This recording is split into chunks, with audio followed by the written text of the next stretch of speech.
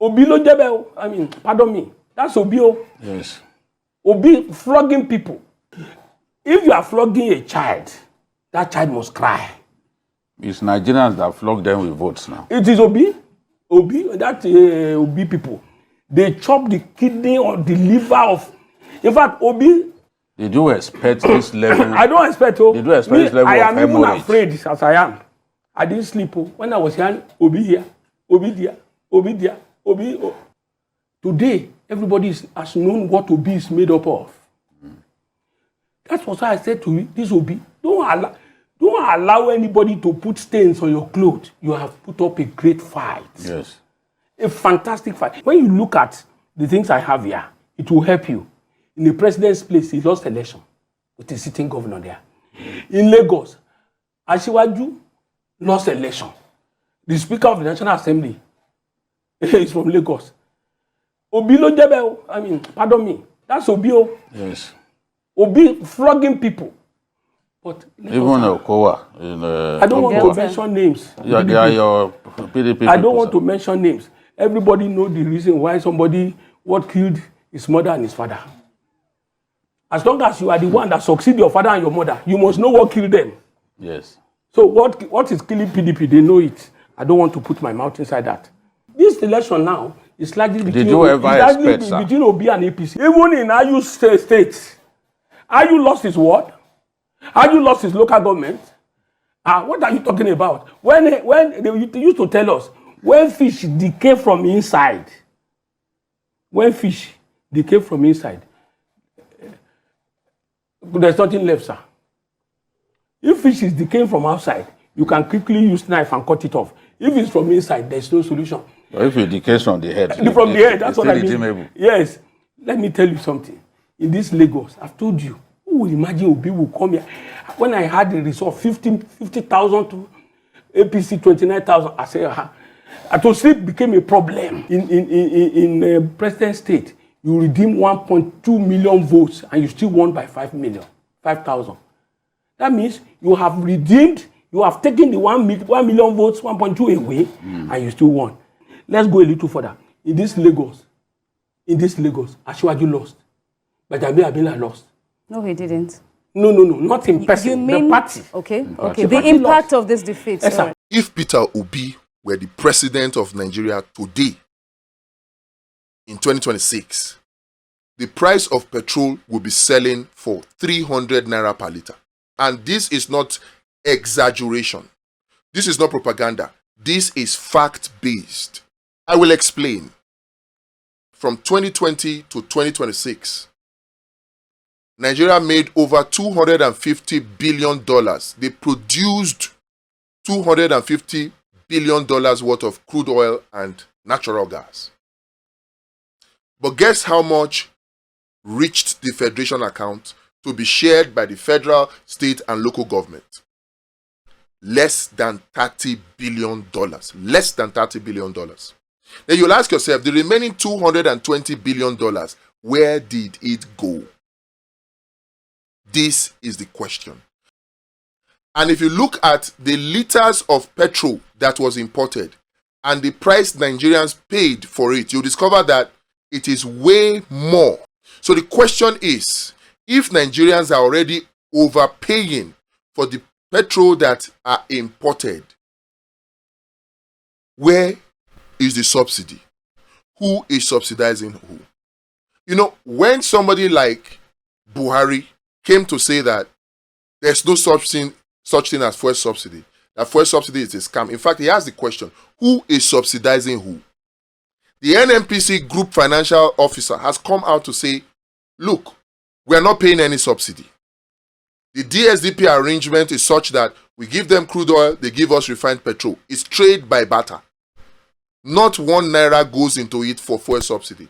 In fact, NNPC even makes money because the arrangement guarantees that 50% of the crude that is sent to the refineries and 50% of the refined petrol product that is brought back into Nigeria must be shipped using NNPC's shipping company. So, effectively, no subsidy is paid. But somehow, we were fooled, we were deceived to believe that subsidy is too expensive for us to pay. Somebody like Buhari knew that there was no subsidy being paid, only corruption. People were just raising invoices and cashing out at the expense of the average Nigerian. What you would have expected is that a TINUBU administration would have looked into all of this corruption, taken out the corruption, and freed all of these $250 billion, majority of it, even the ones that go to the local oil companies and international oil companies, the ones that go to them as profit oil or as JV cash calls. Those ones can be reduced because the cost of production of oil in Nigeria is about $40, which is high compared to what exists in Saudi Arabia. And they have equal terrain in terms of production.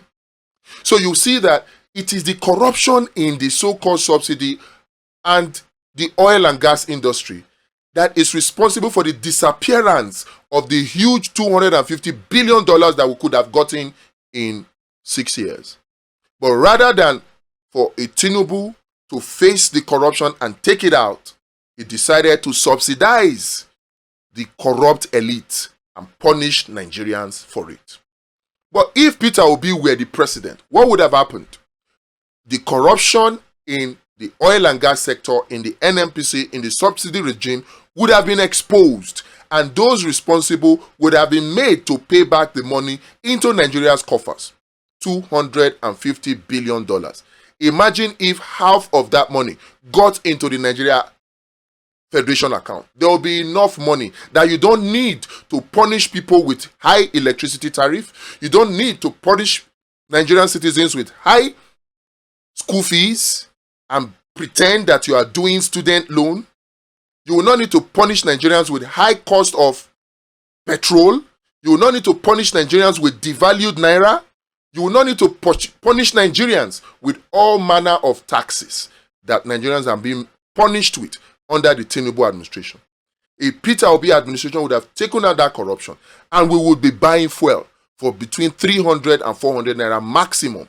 Yet, Nigerians will have massive job creation opportunities. So they will be richer under a Peter Obi. It is important that we know this, because if we don't, then we will allow ourselves to be drawn away by the propaganda of the TINUBU administration and the APC. And because we have poor opposition, they are not able to match them wheat for wheat. They will just distract us with uselessness when the real issues are not attended. 250 billion US dollars. Where did it go? Under a Peter Obi, we would have known by now. But is it so under TINUBU? The answer is no. The ball is in your court. If we want Nigeria to change, that new Nigeria we all know is possible, it can only come with free and fair elections. A revolution, yeah, you say might help, but the question is, who will bring the revolution? The people who have the capacity to do revolution are the people who are responsible for the corruption in the system. They are enjoying it, so they will not let a revolution happen. And in fact, even Nigerians that are suffering this harsh policy, they don't want to die. They have been broken by weaponized poverty, hunger, and unemployment. So they are quiet, not because they like the suffering under the APC and TINUBU, but because they are too weak to even talk. Is it those people you think will come and engage in a revolution? A revolution might work, but the possibility of a revolution is next to zero. The best option for us is free and fair election, guaranteed by Vote Watch and PU Marshal. Why? Because it's a parallel vote tabulation system that we put INEC on check. And it is something that is well within our reach as citizens. Very legal, very safe, operates in stealth mode for us to do. Check it out today. Let us make the 2027 election truly free and fair, and make it such that only genuine leaders emerge, so they can implement the right policies that will expose the corruption in the NNPC and reduce the price of petrol for us all.